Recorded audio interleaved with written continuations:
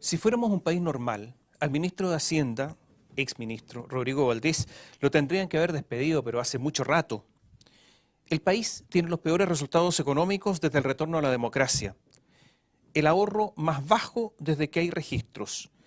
El endeudamiento de las familias más alto desde que hay registros. La inversión, la caída más larga desde los tiempos de la Unidad Popular. El endeudamiento se ha multiplicado por 4, el endeudamiento público, por 4 en los últimos 6 años. El crecimiento, el más bajo desde el retorno a la democracia. El crecimiento potencial, de un 5% cayó a solo un 2,5%. La clasificación de riesgo, la primera caída en 40 años. Pero tuvo que ocurrir el lío de Dominga para que el ministro se fuera. En un país normal, repito, se habría ido hace rato. En un país normal, un gobierno, ya sea de izquierda o de derecha, promete crecimiento, especialmente si es un país que no ha alcanzado el desarrollo. Pero la presidenta Michelle Bachelet, cuando era candidata, prometió más bien reformas, siendo el crecimiento algo muy secundario, y estamos en el lío económico que estamos justamente por eso. En un país normal, un economista, exministro de Hacienda en los tiempos de Ricardo Lagos, como Nicolás Eizaguirre, no atribuye la falta de crecimiento a la mala pata. Son palabras textuales. Y luego, cuando pocos días después de esas declaraciones es nombrado ministro de Hacienda, promete crecimiento y lo repite tantas veces que parece un mantra.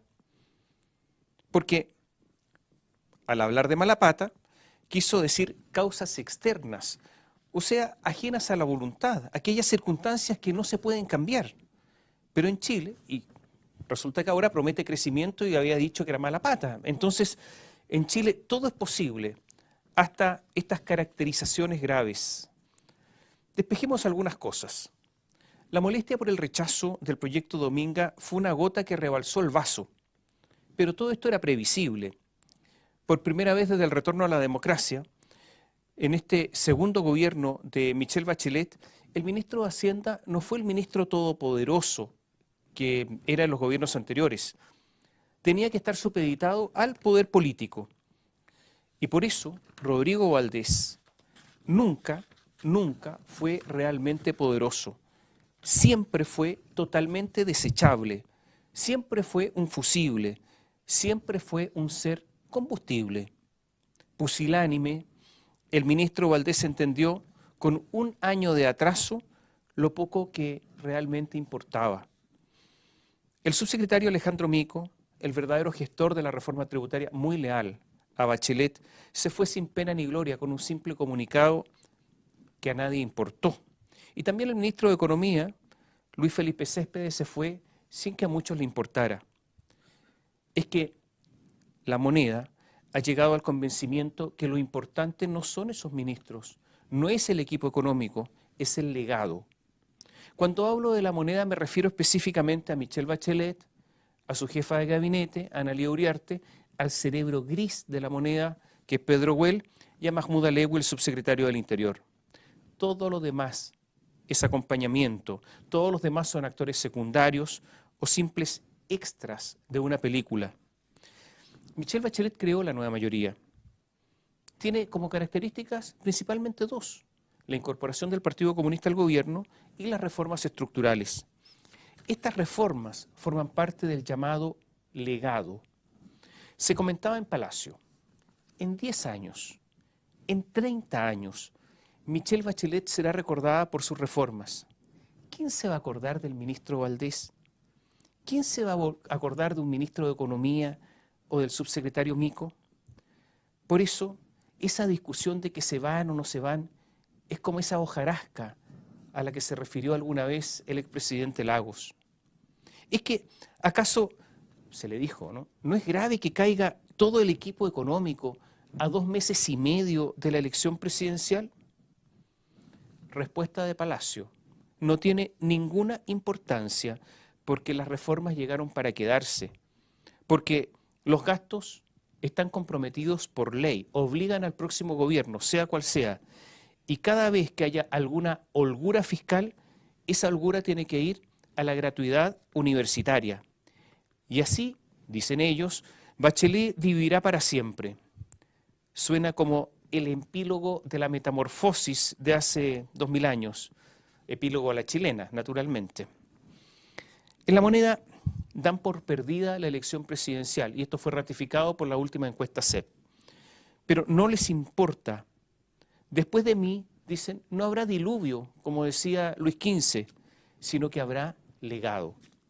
Y ocurre que entre los legados está la protección del medio ambiente. Por eso no se podía, entre otras razones, aprobar Dominga. Claro, si fuéramos un país normal, el ideólogo de Palacio no debiera considerar un legado la protección del medio ambiente. Mal que mal, a los habitantes del Tiltil les siguieron jodiendo la vida. En las cercanías del proyecto Dominga se aprobó hace poco un puerto de la CAP, el puerto Cruz Grande, cuando el ministro estaba de vacaciones, de lo que se aprovechó el subsecretario subrogante, militante de C, Jorge Kach, para aprobarlo. El informe de medio ambiente, ¿sabe que tiene una carilla? Es una vergüenza. Entonces resulta que, claro, invocar el medio ambiente con estos antecedentes es en extremo osado. También está la aprobación de Oxiquim en las cercanías de Ventana, en Puchuncaví. Y recordemos que bajo el primer gobierno de Bachelet se carbonizó el país con una enorme cantidad de centrales termoeléctricas. Y está el caso sórdido, el caso Campiche. Pero siempre la historia se puede reescribir en todo caso. Forma parte de lo que ahora recién se llama posverdad, pero eso ha existido siempre. Pero también había otra razón en el caso Dominga. Ocurre que ahí Michelle Bachelet, cerca, compró unas parcelas que se las regaló a sus hijas.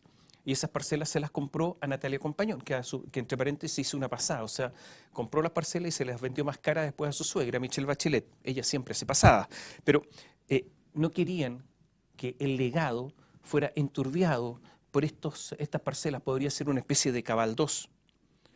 Naturalmente que el cambio ministerial se produjo de acuerdo a la liturgia bacheletista. Cuando un ministro cae en desgracia, le ocurren las siguientes cosas.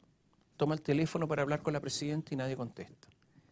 Pide reuniones con la presidenta y le dicen que no tiene tiempo la presidenta para él, que la agenda está completa. Es lo que le ocurrió a Rodrigo Valdés. 2 veces se acercó a Analía Uriarte para pedir alguna reunión y 2 veces negaron a la presidenta. Parece bíblico. En esto, ustedes saben, se doctoró Belisario Velasco. Escuché al senador de la Democracia Cristiana, expresidente de ese partido, Ignacio Gócar, decir que Valdés no estuvo de acuerdo con la reforma laboral y que en el gobierno reina la improvisación, la desprolijidad y el trabajo mal hecho. Lo malo para él es que la DC está en el gobierno y es coautora de todo lo que ha sucedido. Y el nuevo ministro de Economía es Jorge Rodríguez Grossi, que es demócrata cristiano. En un país normal, la DC sería más consecuente. En Palacio se comentó que la presidenta no le perdonó al ministro Valdés redactar un informe que señaló que podían perderse empleos con la reforma previsional. La presidenta dijo, recordémoslo, que no había leído la prensa y por lo tanto no conocía ese informe, cuando en realidad ya había firmado un proyecto de ley, de la reforma previsional, que estaba acompañado de este informe económico. Pero es común en Palacio echar la culpa a otros por errores propios. Escuché decir en la semana a analistas y comentaristas que con Jorge Rodríguez Grossi, con el ministro Izaguirre, volvía la concertación al poder. Esto es falso. Izaguirre siempre ha sido hombre de Michelle Bachelet, absolutamente, forma parte del círculo más próximo. Y da lo mismo lo que puedan hacer estos ministros, porque queda muy poco tiempo. En realidad serán ministros estucadores, maestros estucadores. Arreglarán la nueva mayoría, van a arreglar el muro, van a arreglar la casa para que se vea bonita, bien pintada, para que el legado luzca. Hay que cuidar a la presidenta por sobre todo.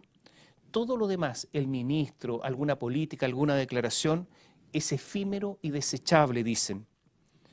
¿Se terminó el gobierno? Sí, se terminó el gobierno. ¿Hay pato cojo? Hay mucho más que pato cojo. Pero Bachelet quiere una especie de inmortalidad. La inmortalidad que proporciona el recuerdo.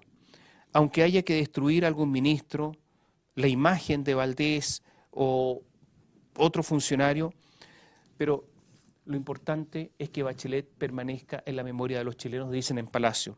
Esa imagen de Valdés, abandonado ya el ministerio, subiéndose un taxi en cuyo parabrisa posterior se leía o se llamaba a un paro, es el símbolo de lo que ha ocurrido con este gobierno. Da lo mismo, porque eso también es efímero mientras Bachelet permanezca en el recuerdo. Es el plan del gobierno y no les importa en absoluto quién gobierne en el próximo periodo. Las reformas ya están y llegaron para quedarse.